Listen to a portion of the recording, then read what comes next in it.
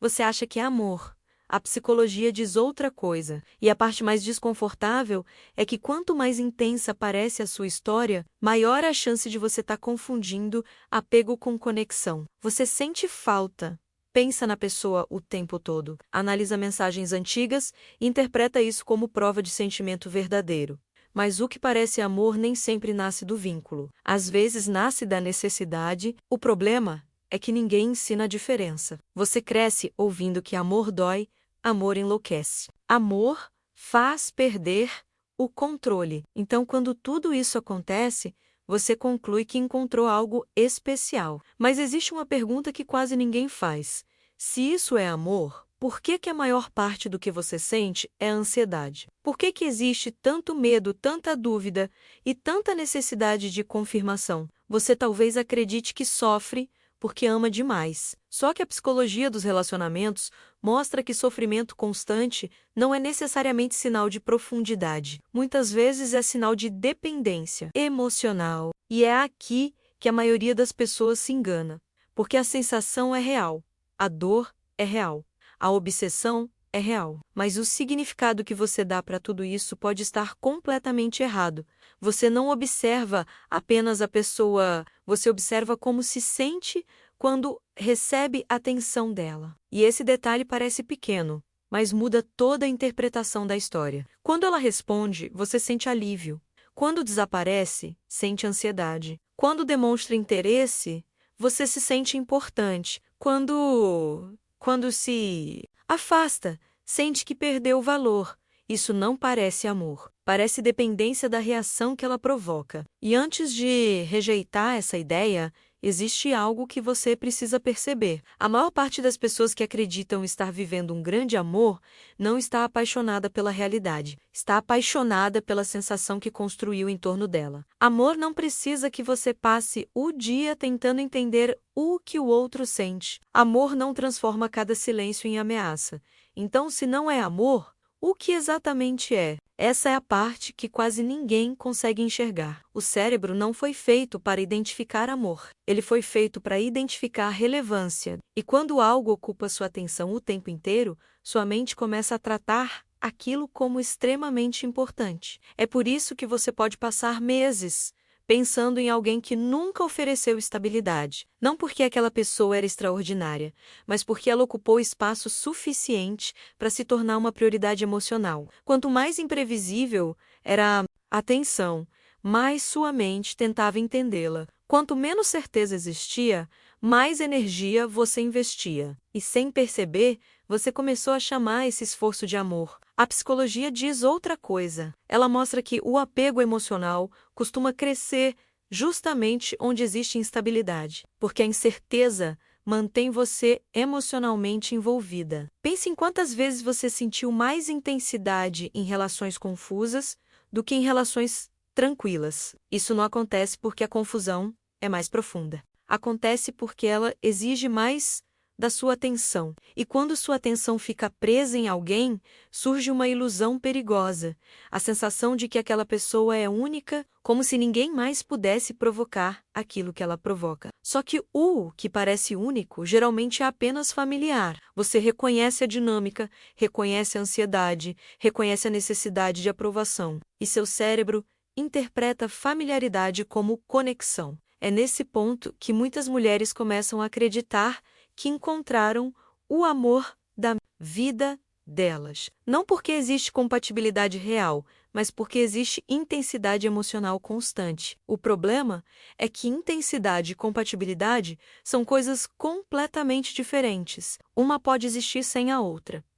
E muitas vezes você não fica presa porque encontrou a pessoa certa. Muitas vezes fica presa porque encontrou a combinação exata de estímulos que ativa seus medos, suas expectativas e suas necessidades emocionais. Você provavelmente já viveu isso. Uma parte sua sabe que a relação não era boa. Sabe que existiam sinais claros de incompatibilidade. Sabe que a dinâmica gerava mais ansiedade do que tranquilidade. Mesmo assim, você continua pensando nela. E é exatamente esse conflito que confunde você. Porque se racionalmente não faz sentido, Então, a única explicação parece ser amor, mas a psicologia dos relacionamentos mostra que existe outra possibilidade. Você não está necessariamente presa à pessoa, está presa ao padrão emocional que se formou ao redor dela. E padrões costumam sobreviver mesmo quando o vínculo já acabou. Seu cérebro cria associações, certas mensagens geravam alívio, certas demonstrações de interesse geravam validação, certos momentos faziam você se sentir especial. Com o tempo, essas sensações se tornam parte da experiência. Quando a relação termina, a pessoa desaparece, mas as associações continuam. E é por isso que você sente falta mesmo quando não sente saudade da convivência real. Muitas vezes você não sente falta de quem a pessoa era. Sente falta de como se sentia quando acreditava que estava sendo escolhida. Esse detalhe muda tudo, porque a dor deixa de ser apenas sobre perda e passa a ser sobre dependência da sensação que aquela relação produzia. É por isso que algumas pessoas sofrem durante meses por alguém que nunca ofereceu consistência. Não estão tentando recuperar a relação, estão tentando recuperar o estado emocional que viviam dentro dela. E quanto mais sua autoestima depende dessa sensação, mais difícil fica aceitar o fim, porque parece que você não perdeu apenas alguém.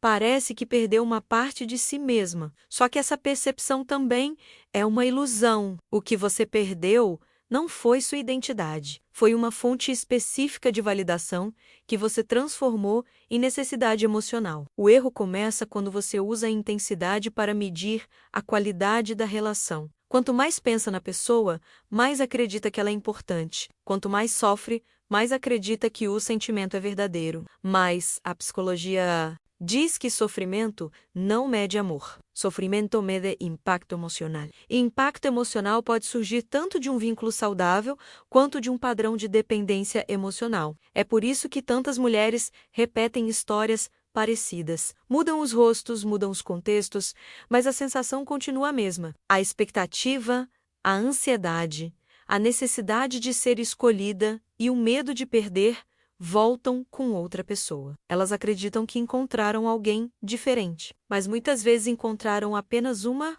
nova versão do mesmo padrão emocional. E por isso tudo parece familiar desde o começo. O mais curioso é que quanto mais você tenta resolver esse desconforto através da outra pessoa, mais dependente da resposta dela você se torna. E menos percebe o que realmente está acontecendo. Porque o problema não está na intensidade do sentimento.